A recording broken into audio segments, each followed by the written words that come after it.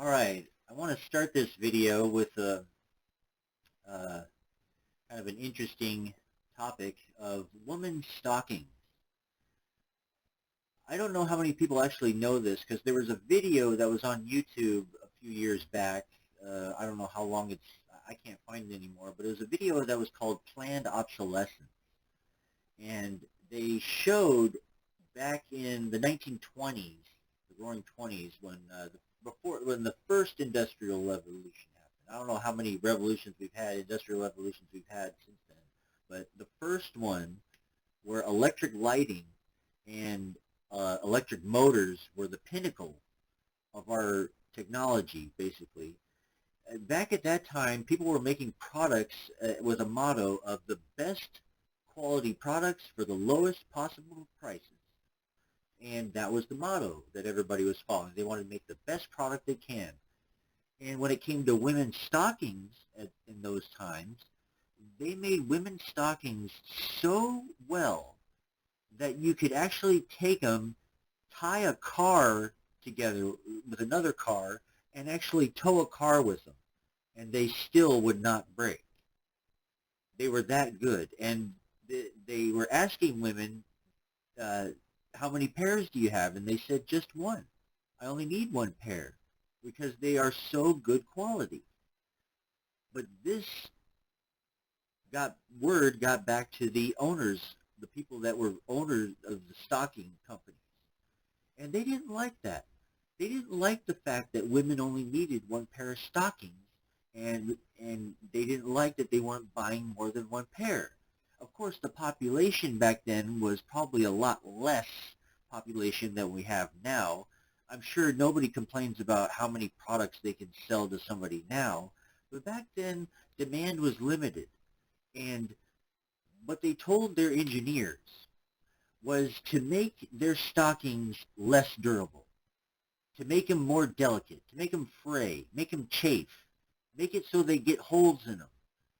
That way, women have no choice but to discard them and buy another pair, and they can make more sales. And what do you think the engineers said? Do you think they protested? Do you think they said, no, why would I make a worse product? I feel proud to making these durable stockings. I think we did a good job on them. No. They said, yes, sir, you got it, boss. And they went right to work on making stockings less durable, make them chafe, get holes in them, and we have the stockings that we have today. You ask any woman how many stockings she's had to buy in her lifetime because she's got one that ripped, one that got a hole in them, one that, got damaged in some sort of way that she had to discard them and buy another one. I guarantee you won't find one woman that says, oh, I've only had one pair for my whole life and I've never had to buy another one, which is how the product started. But it became worse as time went on because that's what the business motto changed to. It was called planned obsolescence.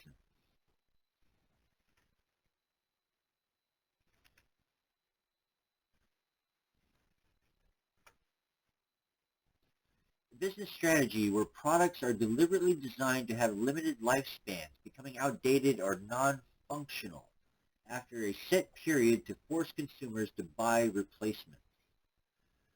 And the stocking story, I'm pretty sure the stocking story happened first, because then that turned into the General Electric and the light bulb making companies, because light bulbs were the pinnacle of our technology at the time. Light bulbs and electric motors, they were just taking off. That and radio sets. Radio sets was also big in those times. And they decided to, you know what, I don't know if they did this with radio sets or not. There's no word about them making radios where they would break, most likely because that was new, very new technology back then. Wireless radio was wireless telephone, wireless telegraphy, and that was very high tech for back then. But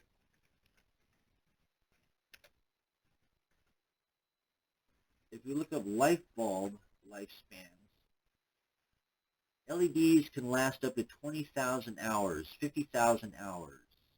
CFLs, or fluorescent lighting, the twisty little fluorescent light bulbs, those last 20,000 hours. Halogens last 2,000 to 4,000 hours. Now that makes sense because halogens are very hot light. They're bright. The halogens are like really bright headlights that are non-LED, but they're also really hot.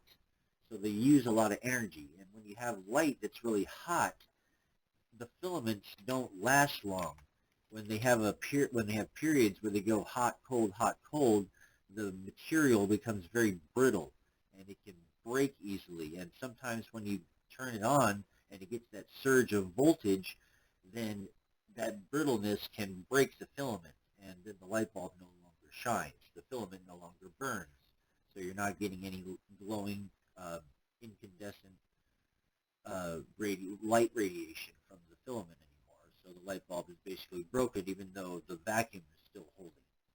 You need the filament to burn in order to get incandescent light. But back in those times, people were working really, really hard on trying to find a filament that would burn continuously and never break. And there was a story about a fire station. I can't remember where it is, but there was a light bulb that was in a fire station. It wasn't very bright. It was very dim, very low-tech looking like light bulb. But it had been sitting there on, continuously burning for like over 80 years or something like that, or 100 years.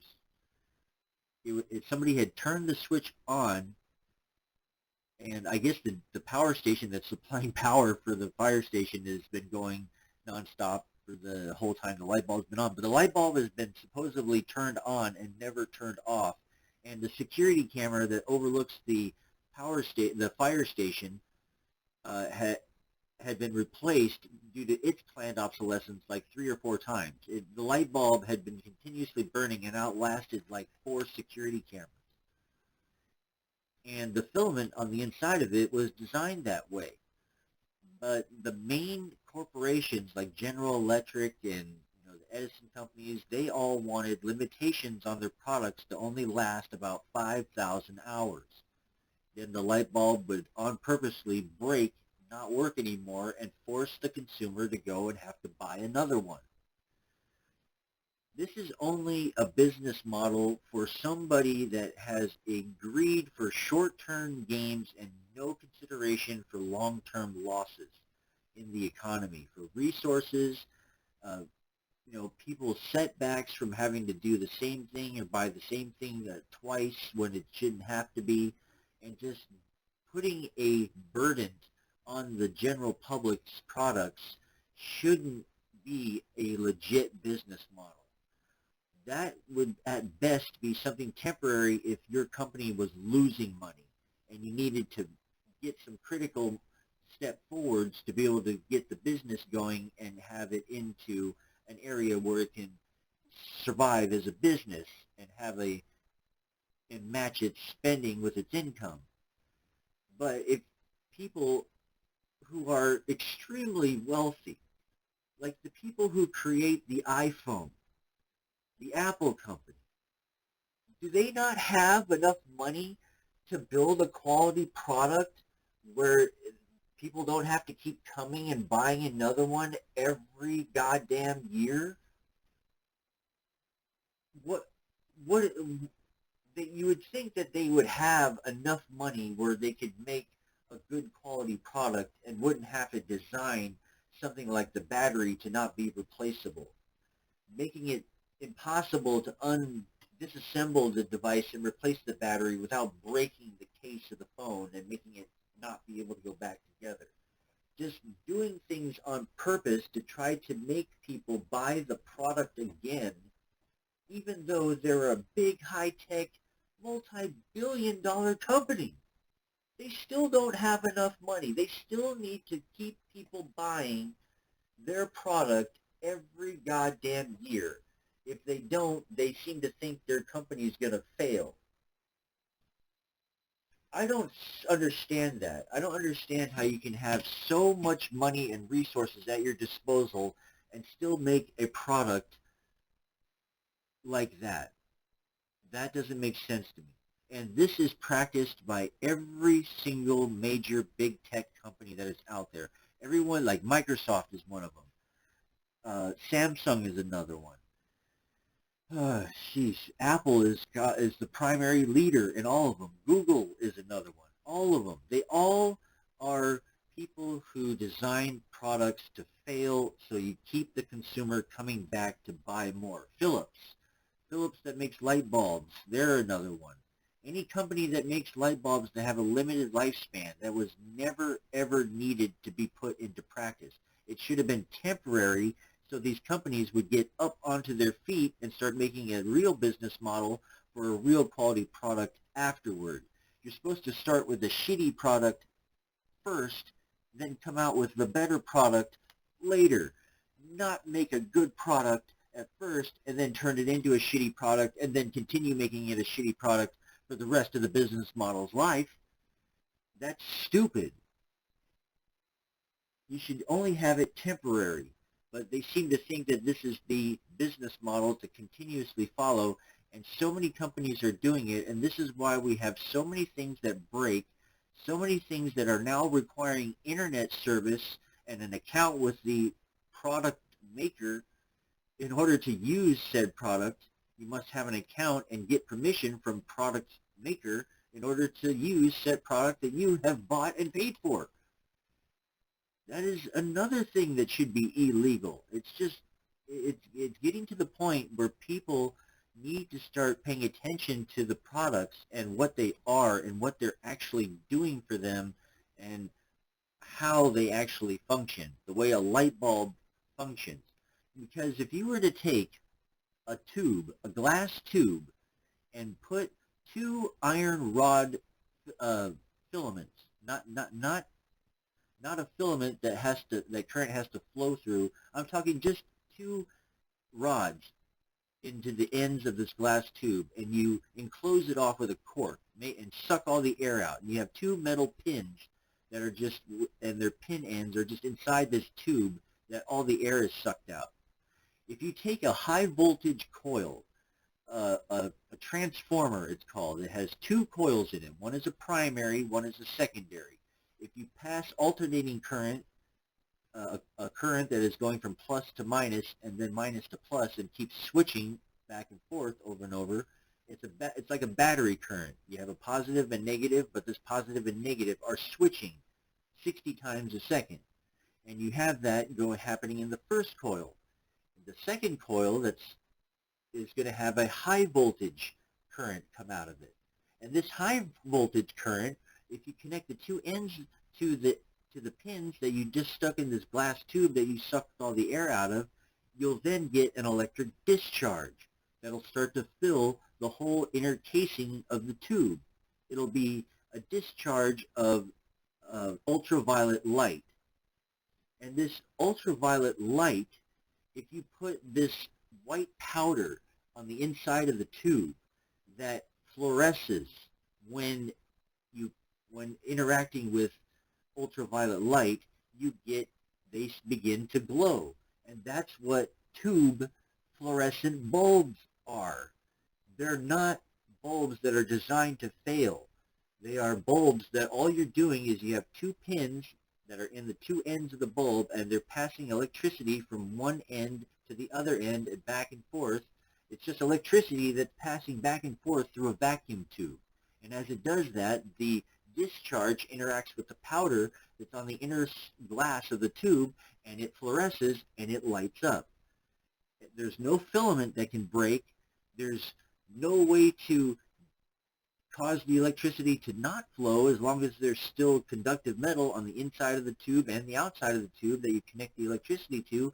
There's literally no way to break this light bulb unless you physically break it, or if you pass too much electricity through it and cause an ultra voltage that basically ruins the vacuum, punctures the vacuum of the tube, and air gets back into the tube and you lose the discharge.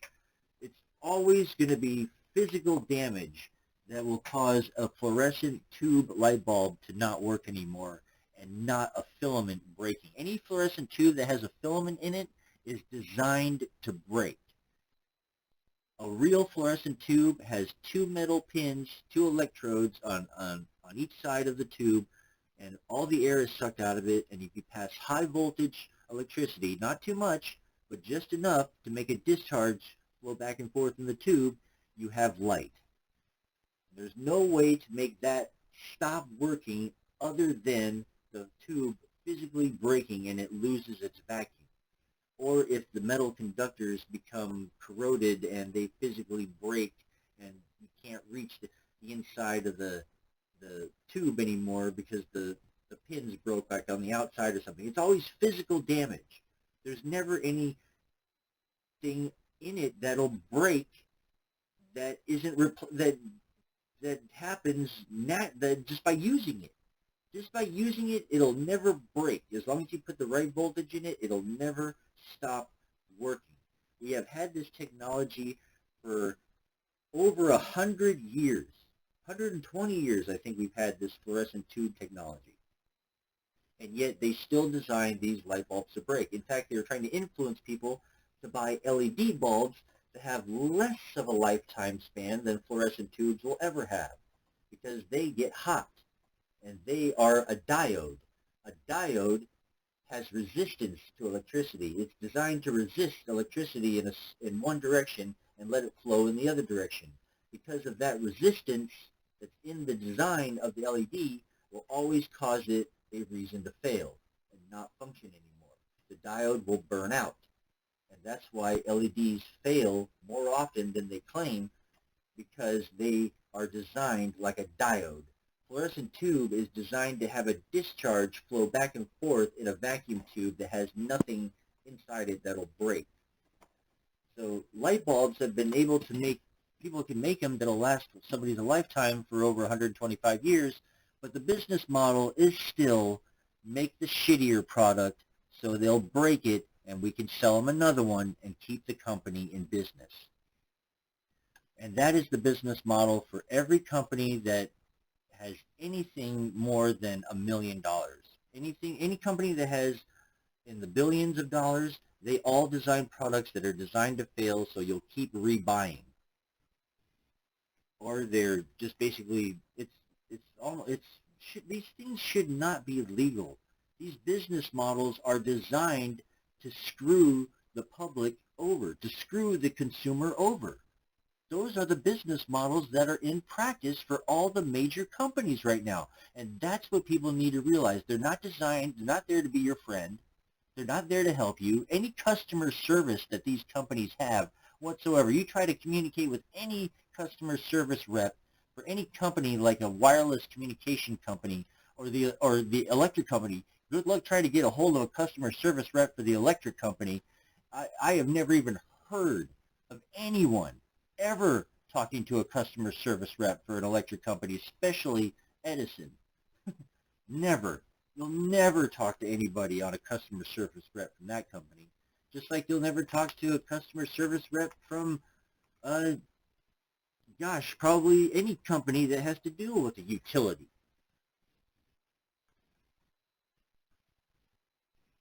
This is how crazy the world's getting, and people don't realize it, and they need to really wake up and pay attention and start demanding a change in the laws that affect business. They are making laws around screwing over the public. They are making laws that are in favor of the corporations. The people need to step back and say, wait a minute, we need some laws on how business works here in this country. We can make a law that does not allow a business to do this to their products or this to their customers, because that is a practice of screwing them over. We should not be a country setting example of screwing the general public over. We should be an example of a company that sees pride in our products, that want people to like them, that last, that don't break, that if they break, they can be repaired and used again. Not this cock-blocking effect to prevent people from repairing their own shit and then having to go buy a brand new one, or like what Microsoft is doing, demanding that you have the top-of-the-line, state-of-the-art hardware in order to be able to use the operating system of Windows 11. Being able to use Windows 11, you have to throw out your old hardware, which is perfectly fine to run the operating system. It has plenty of RAM, has plenty of processing power, but it's just not the right model that Microsoft approves to run Windows 11 on. They don't approve it. It's not signed off by them. Therefore, it's not compatible.